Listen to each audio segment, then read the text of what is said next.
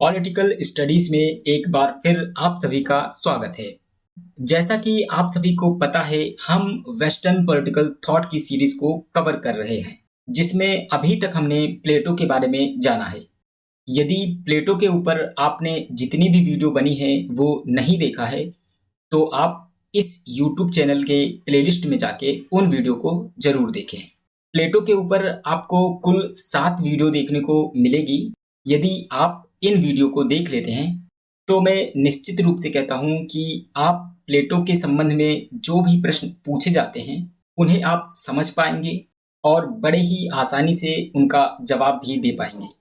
प्लेटो के बाद हमने एक नए विचारक के रूप में अरस्तू की शुरुआत की थी, जिसमें अभी तक हमने उन्होंने जितने भी सिद्धांत अपनी बुक पॉलिटिक्स के अंतर्गत दिया था, चाहे वो राज्य के निर्माण की बात हो, शासन का वर्गीकरण हो, विधि का शासन हो, या फिर उनका नागरिकता, संपत्ति या फिर दास संबंधी विचार हो, और उन्होंने अपनी बुक पॉलिटिक्स में एक आदर्श राज्य की भी कल्पना की थी। इन सभी विचारों पर हमने अपनी पिछली वीडियो में जो है डिस्कस किया है।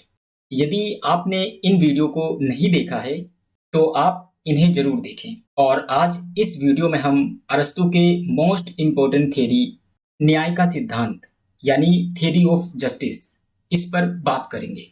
और अरस्तू के संबंध में आपको एक और वीडियो देखने को मिलेगी, जिसमें हम अरस्तू से संबंधित जितने भी फैक्ट हैं या अरस्तू से संबंधित जो कुछ भी महत्वपूर्ण है, जो आपके एग्जाम्स में आ सकते हैं, उनसे संबंधित एक और वीडियो बनाई जाएगी। यदि आप अरस्तू से संबंधित इन तमाम वीडियो को देख लेते हैं तो आप अरस्तू से संबंधित प्रश्नों को बड़ी ही सरलता से हल कर पाएंगे। अरस्तू का जो न्याय का सिद्धांत है, इस न्याय के सिद्धांत को अरस्तू अपनी बुक जो पॉलिटिक्स है उसमें प्रस्तुत करते हैं।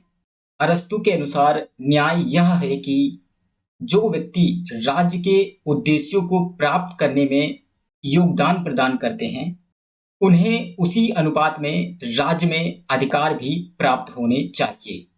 समाज में न्याय की स्थापना के लिए यह आवश्यक है कि प्रत्येक सदस्य अन्य व्यक्तियों के प्रति अपने नैतिक कर्तव्यों का पालन करे।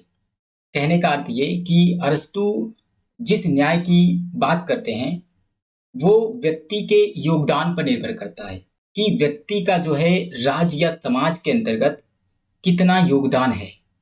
कोई व्यक्ति यदि जो राज्य के उद्देश्य हैं उनको प्राप्त करने में राज्य की सबसे अधिक सहायता करता है, तो उसे उस राज्य में या उस समाज में सबसे अधिक अधिकार जो है दिए जाएंगे।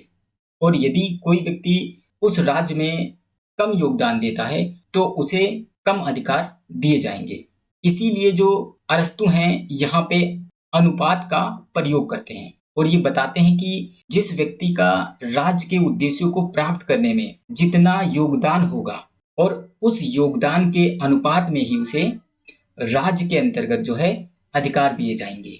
इसके अलावा अरस्तू ये भी बताते हैं कि समाज में न्याय की स्थापना के लिए जो है प्रत्येक व्यक्ति का उनका अपना एक नैतिक कर्तव्य होगा, जिसका उनको पालन करना पड़ेगा। यानी कि प्रत्येक व्यक्ति जो है समाज या राज्य में अन्य व्यक्ति जो कमजोर हैं उनको दबाने का प्रयास नहीं करेगा। साथ ही साथ राज्य के जो नियम हैं या राज्य ने जिस व्यवस्था को अपनाया है उसको वो मानेगा। ये सब व्यक्ति के नैतिक कर्तव्य हैं। अरस्तू ने अपने इस न्याय के सिद्धांत को 2 भागों में बांटा है और अरस्तू के अनुसार न्याय के ये जो 2 प्रकार हैं ये समाज में पाए जाते हैं। इनमें जो सबसे पहला है वो है सामान्य न्याय और दूसरा जो है वो है विशिष्ट न्याय। अरस्तू ये जो विशिष्ट न्याय है इसके भी 2 प्रकार बताते हैं। उनमें सबसे पहला जो है वो सुधारक न्याय या फिर सुधारात्मक न्याय और दूसरा जो है वो वितरणकारी न्याय। वास्तव में जो ये विशिष्ट न्याय है यहीं से हमें प्रश्न देखने को मिलता है, जिसमें जो सुधारात्मक न्याय है या फिर वितरणकारी न्याय है, इनसे संबंधित जो प्रश्न है वो हमें एग्जाम्स में देखने को मिलता है। हम सामान्य न्याय को समझते हैं कि अरस्तू कैसे सामान्य न्याय को परिभाषित करते हैं। अरस्तू के अनुसार सामान्य न्याय जो है एक नैतिक न्याय है। समाज में न्याय के प्रसार का अर्थ नैतिक गुणों का चलन है।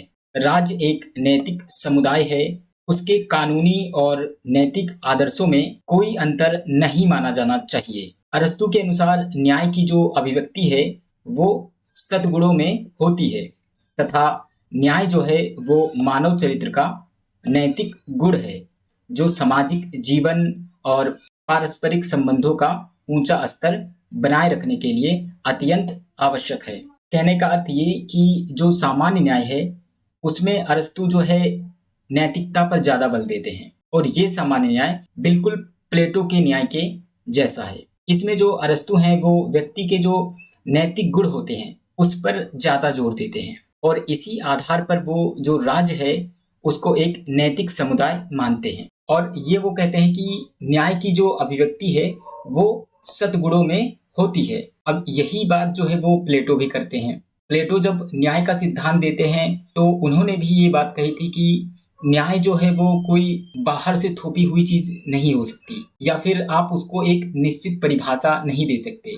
जब प्लेटो ने न्याय के संबंध में लोगों से बात किया था तो उन्होंने जो न्याय की परिभाषा दी थी उसका उन्होंने खंडन किया था और उन्होंने ये बात बताया था कि न्याय जो है वो आत्मिक है, यानी व्यक्ति के अंदर निहित होता है और इसे व्यक्ति केवल अपने अंदर से महसूस कर सकता है और उसी के अनुरूप जो है वो समाज में व्यवहार कर सकता है या फिर वो व्यवहार करेगा। और इसी प्रकार जो अरस्तु हैं वो यहाँ पे बताते हैं कि न्याय की अभिव्यक्ति जो है वो सद्गुणों में होती है और बताते हैं कि न्याय मानव चरित्र का नैतिक गुण है और ये नैतिक गुण जो है वो सामाजिक जीवन और समाज के जो पारस्परिक संबंध है यानी कि एक दूसरे के बीच उनका जो रिलेशनशिप है उसको सही तरीके से और काफी लंबे समय तक बनाए रखने के लिए जरूरी है। इस प्रकार जो है अरस्तु सामान्य न्याय को परिभाषित करते हैं। हम आगे बढ़ते हैं और उन्होंने जो विशिष्ट न्याय दिया है उसको समझने का प्रयास करते हैं। अरस्तु के अनुसार विशिष्ट न्याय समान व्यक्तियों के समुदाय का वह गुण है जिसके कारण समुदाय सदस्यों को उनकी योग्यता के अनुसार पद और पुरस्कार देता है तथा प्रत्येक सदस्य अन्य सदस्यों के अधिकार क्षेत्र में हस्तक्षेप नहीं करता। कहने का अर्थ ये कि अरस्तु विशिष्ट न्याय को व्यक्ति की योग्यता के अनुसार परिभाषित करते हैं। उनका ये मानना था कि प्रत्येक व्यक्ति जो है समाज में अपनी क्षमता के अनुसार अपना योगदान देता है। अरस्तु कहते हैं कि व्यक्ति के इसी योगदान के अनुपात में जो है राज्य में उसे पद और पुरस्कार देना चाहिए। इसके अलावा वो ये भी बताते हैं कि प्रत्येक राज्य में जो प्रत्येक व्यक्ति हैं उनका ये नैतिक गुण है कि वो दूसरे के अधिकार क्षेत्र में हस्तक्षेप ना करें, यानी समाज में आपको जो पद और पुरस्कार मिला है उसको आप एक्सेप्ट करें। उस व्यक्ति को जो समाज में दूसरे व्यक्ति हैं उनको जो पद और पुरस्कार मिला हुआ है उसे देखकर उसके अंदर घृणा नहीं होनी चाहिए या फिर किसी भी रूप में जो है उसके अधिकारों को वो छीनने का प्रयास ना करे। इसके अलावा ये जो विशिष्ट न्याय है इस विशिष्ट न्याय के अंतर्गत जो है अरस्तु न्याय के दो रूपों का वर्णन करते हैं। इसमें जो सबसे पहला न्याय है वो वितरणकारी न्याय है। जैसा कि इसके नाम से ही ये मालूम चलता है कि समाज में कुछ वितरण करने से संबंधित है। अरस्तु का ये जो वितरणकारी न्याय है ये न्याय समाज में जितने भी लोग हैं उनके बीच अधिकारों की व्यवस्था करता है और यही वो न्याय है जिसके द्वारा जो है राज्य अपने सदस्यों में पदों, उपाधियों तथा पुरस्कारों को वितरित करता है, यानी कि उनका बंटवारा करता है। इसमें व्यक्ति के गुण और सामाजिक योगदान के अनुरूप जो है अधिकार और पुरस्कार दिए जाते हैं तथा इन्हीं के अनुरूप उसके कर्तव्य क्षेत्र होते हैं। इस प्रकार ये जो वितरणकारी न्याय है इसमें जो व्यक्ति का सामाजिक योगदान है उसको देखकर राज्य जो है व्यक्ति को अधिकार व पुरस्कार जो है देता है, यानी समाज में जिस व्यक्ति ने ज्यादा योगदान दिया होगा उसको उस हिसाब से अधिकार और पुरस्कार दिए जाएंगे, जबकि जिस व्यक्ति ने कम योगदान दिया होगा उसको उसके अनुरूप जो है अधिकार और पुरस्कार दिए जाएंगे। इसके बाद अरस्तु जो विशिष्ट न्याय का दूसरा रूप प्रस्तुत करते हैं उसे सुधारक न्याय या फिर सुधारात्मक न्याय कहते हैं। इस न्याय को हम समझने का प्रयास करते हैं और ये देखते हैं कि इस न्याय को अरस्तु कैसे परिभाषित करते हैं। ये जो सुधारात्मक न्याय या फिर सुधारक न्याय है, ये जो न्याय है वो समाज में व्यक्तियों के अधिकारों की जो है सुरक्षा करता है। अरस्तु के अनुसार नागरिकों के अधिकारों का